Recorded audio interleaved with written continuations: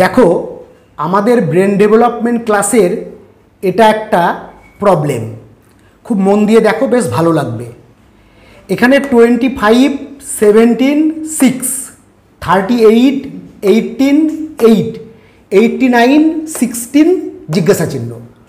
এবার এখানে বুঝতে হবে এইটা যে যেভাবে তুমি ফার্স্ট পিকচার থেকে 6 এনেছো ঠিক সেইভাবে সেকেন্ড পিকচার থেকে 8 আনতে হবে, ঠিক সেইভাবে থার্ড পিকচার থেকে যেটা আনবে সেটা যেন অ্যান্সারের মধ্যে থাকে।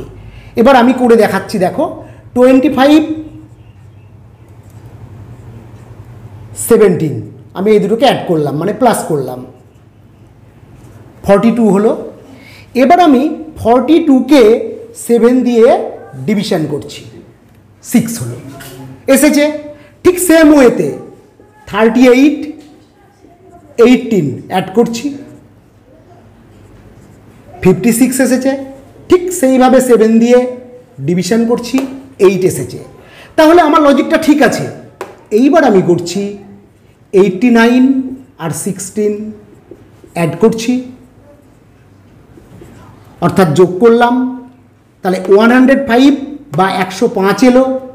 এবার আমি কিন্তু সেই 7 দিয়েই এটাকে ডিভাইড করব, তাহলে এলো 15। তাহলে অ্যান্সার হলো বি, অর্থাৎ এই যে জিজ্ঞাসা চিহ্ন এখানে 15 হবে।